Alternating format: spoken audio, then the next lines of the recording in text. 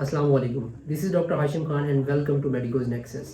PLAB की seat book कैसे करनी है, इसके रिलेटेड आज हम डिटेल से डिस्कस करेंगे।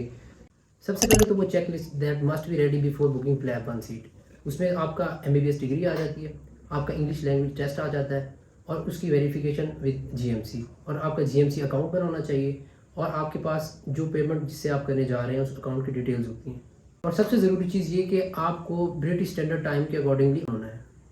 अब बात करते हैं कि उस टाइम फ्रेम की, कि जब जीएमसी ने आपको टाइम दिया है कि इस टाइम पे आके आपने अपनी सीट्स बुक करनी है, तो करना ये होगा कि आपने उस टाइम फ्रेम से कुछ देर पहले, ऑलमोस्ट कह लें कि हाफ एन आवर पहले आपने अपना जीएमसी अकाउंट लॉगिन करना है। और जैसे ही आप अपना अकाउंट लॉगिन करेंगे तो एक क्यू के अंदर आप आ जाएंगे। उस क्यू में आने का मतलब यह है कि आपको एक सीरियल नंबर असाइन कर दिया जाएगा और उस सीरियल नंबर के अकॉर्डिंगली आपकी बारी आएगी और फिर आप अपनी सीट बुक कर सकेंगे। यहाँ पे आपने एक चीज़ का खास ख्याल रखना है कि आपने बार बार पेज को रिफ्रेश नहीं करना। पेज को बार बार रिफ्रेश करेंगे तो वो आपको दोबारा स्टार्ट से लेके चला जाएगा। ठीक है, एक बार आपकी क्यू अगर ओपन हो गई है तो आप वहीं पे रहें, उसी को स्क्रॉल डाउन स्क्रॉल अप आप कर सकते हैं, लेकिन बार बार रिफ्रेश आपने नहीं करना। जैसे ही आपका सीरियल नंबर आता है तो आपका अकाउंट ओपन हो जाएगा। यूजुअली ये होता है कि हम आजकल के दिनों में अगर अपना अकाउंट ओपन करते हैं तो डायरेक्टली हमारी प्रोफाइल या अपना डैशबोर्ड ओपन हो जाता है, लेकिन उन दिनों चूंकि उनको पता होता है कि उन्होंने सीट्स बुक करनी है स्टूडेंट्स ने, तो वो क्या करते हैं कि आपको सीरियल नंबर के थ्रू लेके आते हैं और उसके बाद आपका अकाउंट ओपन करते हैं। अब जैसे ही आपका जीएमसी अकाउंट ओपन होगा तो वहाँ डैशबोर्ड के ऊपर आपके पास डिफरेंट ऑप्शन आ रहे होंगे। सबसे पहले आप देखेंगे वहाँ पे तो my registration, my application and workshops, my service और माई टेस्ट का ऑप्शन आ रहा होगा। आपने डायरेक्टली जाना है माई टेस्ट के ऑप्शन पे और वहाँ फर्दर 3 ऑप्शन आएंगे, इंग्लिश लैंग्वेज टेस्ट का, टेस्ट बुकिंग का और टेस्ट रिजल्ट्स का। आपने टेस्ट बुकिंग वाले ऑप्शन पे क्लिक करना है और जैसे ही आप टेस्ट बुकिंग वाले ऑप्शन पे क्लिक करेंगे तो आपके पास एक कॉलम ओपन हो जाएगा। ठीक है, वहाँ पे जो कॉलम के अंदर मेजर ऑप्शन होंगे वो ये होंगे कि आपके पास टेस्ट टाइप कौन सी है, test date, closing date, test country, city और टेस्ट की फ़ी। ये सारे ऑप्शन ओपन हो जाएंगे।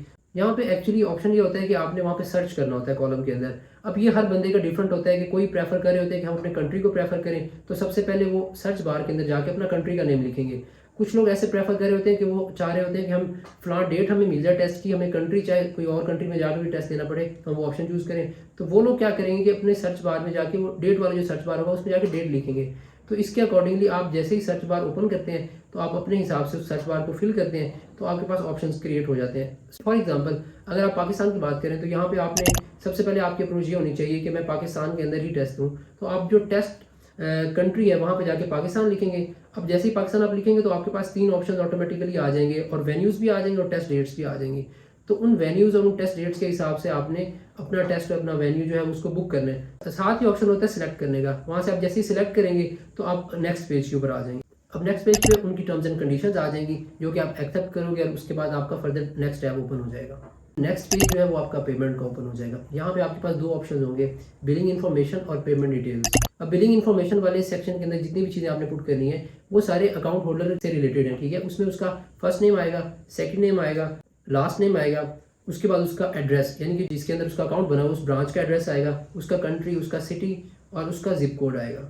जैसे ये डिटेल्स आप एंटर करेंगे तो नेक्स्ट ऑप्शन आपका आएगा कि पेमेंट डिटेल्स आप ऐड करें। अब इस पेमेंट डिटेल्स के अंदर आपने अपने जो एटीएम कार्ड आप यूज़ कर रहे हैं उस कार्ड की डिटेल्स एंटर करनी है। कार्ड की डिटेल्स जो है वो बिल्कुल सिंपल है, उसमें 4 चीज़ें हैं। सबसे पहले कि आपसे वो पूछेंगे कि आपका कार्ड टाइप कौन सी है, वीज़ा कार्ड है या कोई और जो भी आप मास्टर कार्ड वगैरह आप यूज़ कर रहे हैं। दूसरी चीज़ वो आपसे पूछेंगे कार्ड नंबर क्या है, आपने वो वहाँ पे पुट करना होगा। तीसरी चीज़ वो पूछेंगे कि कार्ड की एक्सपायरी डेट क्या है, वो आपने ऐड करनी होगी। और साथ ही आपने सीवीवी नंबर जो 3 डिजिट्स का कोड होता है जो कार्ड की बैक साइड पे लिखा होता है आपने वो ऐड करना है।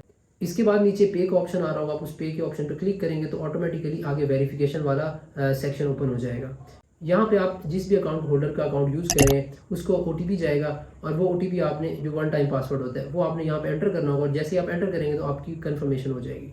कंफर्मेशन के बाद आपको फ़ौरन से ईमेल भी आ जाएगी और आपके अपनी प्रोफाइल के अंदर वहाँ पे जो स्टेटस है आपका टेस्ट का वो बुकड आ जाएगा। अब बात करते हैं उन इश्यूज़ की जो कि आपको फेस करना पड़ सकते हैं और जिनका आपने खास ख्याल रखना है। सबसे पहले तो एक आप लोगों से रिक्वेस्ट है वो ये कि आपने मल्टीपल डिवाइसेस से ऑन अपना अकाउंट नहीं करना, क्योंकि उनको अगर किसी चीज़ का आइडिया हो जाए तो वो फ़ौरन से वो अकाउंट टेम्परेरी ब्लॉक कर देते हैं। ठीक है, तो उसमें अगर वो ब्लॉक हो जाता है तो फिर आप सीट बुक ही नहीं कर सकते। और बात टेम्परेरी ब्लॉक से परमानेंट ब्लॉक की तरफ भी आ सकती है अगर जीएमसी को लगता है कि कोई यहाँ पे प्राइवेसी इश्यूज़ चल रहे हैं। ठीक है, अक्सर लोग ये सोच रहे होते हैं कि ओईटी वेरिफिकेशन के बाद उनको कोई लिंक आएगा और उस लिंक पे वो जिस दिन डेट्स अनाउंस होंगी उस दिन क्लिक करेंगे और उसके बाद से डायरेक्ट उनको एक्सेस दे दी जाएगी। तो ये ठीक है, अक्सर बात आपको लिंक आता है ईमेल आईडी के थ्रू और अक्सर बात नहीं भी आता। तो आपने इस चीज़ का वेट नहीं करना। जो टाइम फ्रेम और जो डेट आपको जीएमसी ने दी है, आपने उसी दिन उनकी वेबसाइट पे जाना है और वहाँ से जाके आपने लिंक पे जो उन्होंने दिया हुआ है उसके ऊपर क्लिक करना है और आपने अपना जीएमसी अकाउंट ओपन करना है। और जब जीएमसी अकाउंट ओपन करेंगे तो ऑटोमेटिकली आप क्यू के अंदर आ जाएंगे। और जो सेकंड इशू है वो है आपका अकाउंट, उसके रिलेटेड जितनी भी चीज़ें हैं वो आपको पहले पता होनी चाहिए। सबसे चीज़ जो ज़रूरी है वो ये कि आपका कार्ड इंटरनेशनल और डोमेस्टिक ट्रांजैक्शन के लिए अनेबल होना चाहिए। दूसरी चीज़ के कार्ड की जो लिमिट है वो ज़्यादा होनी चाहिए। जैसा कि प्लैब वन एग्ज़ाम की फ़ी राउंड अबाउट £250 चल रही है, जो कि पाकिस्तानी 85 to 90,000 रुपीज़ बनते हैं। तो ये आपका एटलीस्ट जो अकाउंट है वो 1.5 लाख 2 लाख उसकी ट्रांजैक्शन लिमिट होनी चाहिए, ताकि आप लोग सेफ साइड रह के अपनी ट्रांजैक्शन कर सकें। तीसरी चीज़ ये है कि आपके अकाउंट में एटलीस्ट इतनी अमाउंट होनी चाहिए। अगर 90,000 रुपीज़ है पाकिस्तानी, तो आपके अकाउंट में एटलीस्ट 1,10,000 तो मौजूद होना चाहिए, ताकि जो इंटरनेशनल ट्रांजैक्शन का टैक्स है उसकी अमाउंट अगर कटती है तो आपकी उस वक्त ट्रांजैक्शन में कोई इशू ना आए। और उसके अलावा ये कि अक्सर औकात एटीएम या बैंक की मेंटेनेंस डेज चल रहे होते हैं, तो इस चीज़ का आपने खास ख्याल रखना है कि उन दिनों मेंटेनेंस डेज ना चल रहे हो, ताकि आपकी ऑनलाइन ट्रांजैक्शन पॉसिबल हो सके। आपका कार्ड ब्लॉक या एक्सपायर्ड नहीं होना चाहिए और एटलीस्ट आपके कार्ड में इनफ अमाउंट मौजूद हो ताकि आपकी ट्रांजैक्शन सक्सेसफुल हो सके।